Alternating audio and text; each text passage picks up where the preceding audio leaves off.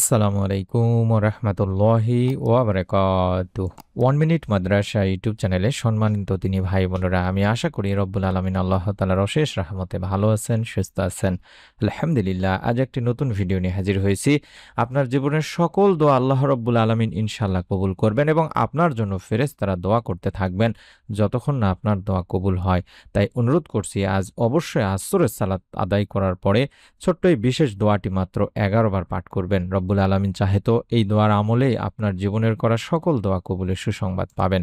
সকলে ভিডিওটি মনোযোগ দিয়ে আমলের নিয়তে সম্পূর্ণ দেখুন। আসরের নামাজের সময় থেকে মাগরিবের আগে পর্যন্ত এই সময়কে ইসলামে বিশেষ একটি মর্যাদা দেওয়া হয়েছে, কারণ এই সময় দোয়া কবুল হওয়ার সুযোগ সবচাইতে বেশি থাকে। আল্লাহ রাসূল সাল্লাল্লাহু আলাইহি ওয়াসাল্লাম ইরশাদ করেছেন, জুমার দিনে একটি বিশেষ সময় আছে, যে সময়ে বান্দা আল্লাহর কাছে যা চায় আল্লাহ তা তাকে অবশ্যই দান করেন, তা অবশ্যই কবুল করেন। এটি বুখারী এবং মুসলিম শরীফের সহিহ একটি হাদিস, দিনী ভাই বোনেরা। তাই অনেক সাহাবী ও আলেমদের মতে এই সময়টি হলো আসরের নামাজের পর থেকে মাগরিবের আগ পর্যন্ত এই সময়।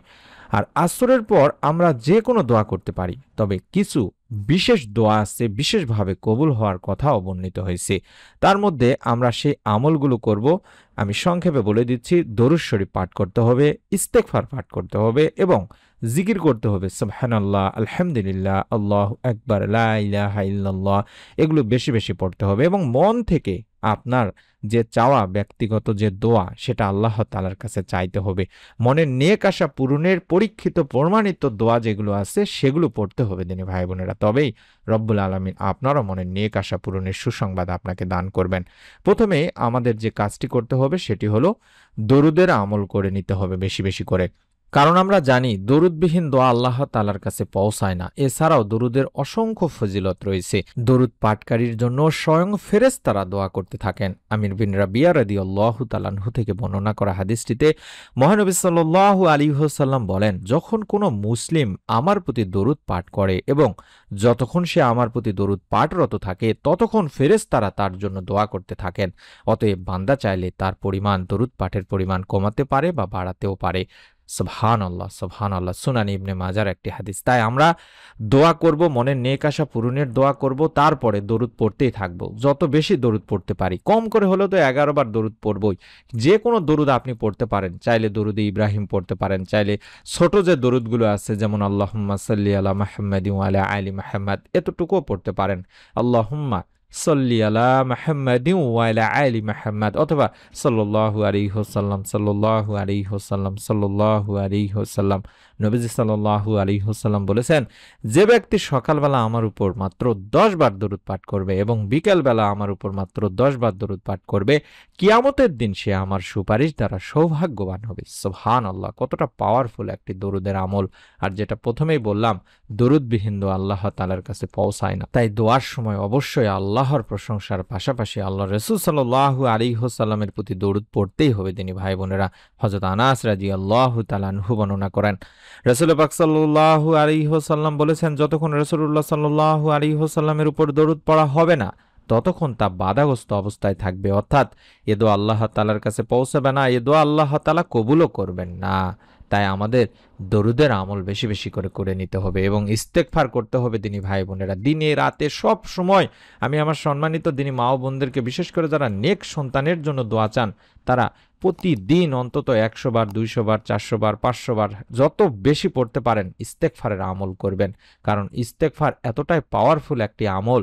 ইবনে আব্বাস রাদিয়াল্লাহু তাআলা আনহু থেকে বর্ণনা করা একটা হাদিস আছে যেখানে আল্লাহ রাসূল সাল্লাল্লাহু আলাইহি ওয়াসাল্লাম বলেছেন, যে ব্যক্তি বেশি বেশি করে ইস্তেগফার করে আল্লাহ তাআলা তার সমস্ত সব সংকট থেকে তার উত্তরণের ব্যবস্থা করে দেন, তার সমস্ত পেরেশানিকে দূর করে দেন, তাকে এমন জায়গা থেকে রিজিক দান করেন যা সে কল্পনাও করতে পারে না, ধারণাও করতে পারে না। সুবহানাল্লাহ, সুবহানাল্লাহ, সুবহানাল্লাহ। শুধু তাই নয়, ইস্তেগফারের ব্যাপারে আল্লাহর রহমত ও নিয়ামত লাভ করা যায়, এটিও পাওয়া যায়। ইস্তেগফারের ফজিলত সম্পর্কে কোরআনুল কারিমে এসেছে, ইস্তেগফারের ফলে তিনি আল্লাহ তাআলা তোমাদের প্রতি সুষম বৃষ্টি বর্ষণ করবেন আর তোমাদের সম্পদে প্রাচুর্য ও সমমানের বরকত দেবেন এবং তোমাদের জন্য বাগবাগিচা বা পানির ফোয়ারায় শোভিত করবেন। তাহলে বুঝতে পারছেন কতটা পাওয়ারফুল একটি আমল এই ইস্তেগফার এবং দরুদ। তাই আমরা প্রতিদিন দরুদ ও ইস্তেগফারের আমলগুলো বেশি বেশি করে করার চেষ্টা করব এবং মনের নেক আশা পূরণের জন্য আল্লাহ তাআলার কাছে দোয়া করব। অনেক আলেমগণ উল্লেখ করেছেন যে আসরের পর যদি এই ছোট্ট দোয়াটি মাত্র 11 বার পড়া হয় তবে আল্লাহর আরশ পর্যন্ত সেই দোয়া পৌঁছে যায়, বান্দার দোয়া কবুল হয়ে যায়। আমি সেই দোয়াটি দেখায় দিচ্ছি। দরুদ ও ইস্তেগফার জিকির করার পরে আপনারা দেখে দেখে হলেও এই দোয়াটি পাঠ করবেন অন্তত 11 বার। লা ইলাহা ইল্লাল্লাহুল হালিমুল কারীম, সুবহানাল্লাহি রব্বিল আরশিল আজিম, আলহামদুলিল্লাহি রব্বিল আলামিন। অত্যন্ত সুন্দর এবং পাওয়ারফুল একটি দোয়া। আশা করছি আপনারা মোবাইলে স্ক্রিনশট নিয়েছেন। আমি আবারও বলছি, লা ইলাহা ইল্লাল্লাহুল হালিমুল কারীম, সুবহানাল্লাহি রব্বিল আরশিল আজিম, আলহামদুলিল্লাহি রব্বিল আলামিন। আল্লাহ ছাড়া কোনো উপাস্য নেই, তিনি অত্যন্ত সহনশীল ও দয়ালু। মহা আরশের মালিক আল্লাহ মহান, আল্লাহ পবিত্র। সমস্ত প্রশংসা আল্লাহর জন্য, যিনি সৃষ্টি জগতের রব। এই দোয়াটি রাসূল পাক সাল্লাল্লাহু আলাইহি ওয়াসাল্লাম বিভিন্ন সময় শিখিয়েছেন। এটি আবু দাউদে রয়েছে, তিরমিজিতে রয়েছে।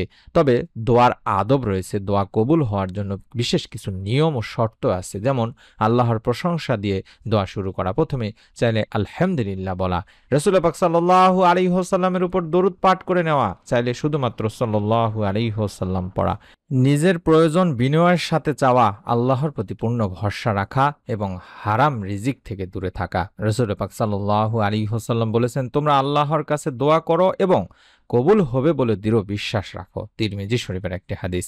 তাই আমরা চেষ্টা করব এই সময়টিতে বেশি বেশি করে দোয়া করা। আসরের পর দোয়া আমাদের অন্তর শান্ত করে, দুনিয়ার সমস্যা দূর করার সহায়ক করে এবং রিজিক, বরকত ও রহমতের দরজা খুলে দেয়। বিপদ আপদ থেকে আল্লাহ তাআলা রক্ষা করে, আল্লাহর সাথে সম্পর্ক মজবুত করে। তাই আমরা এই সময়টিকে অপচয় করব না। তাই অবশ্যই অবশ্যই অন্তত কম করে হলেও যে দোয়াটি দেখাচ্ছি এই দোয়াটি 11 বার পাঠ করব দরুদ ও ইস্তেগফার পাঠ করার পরে।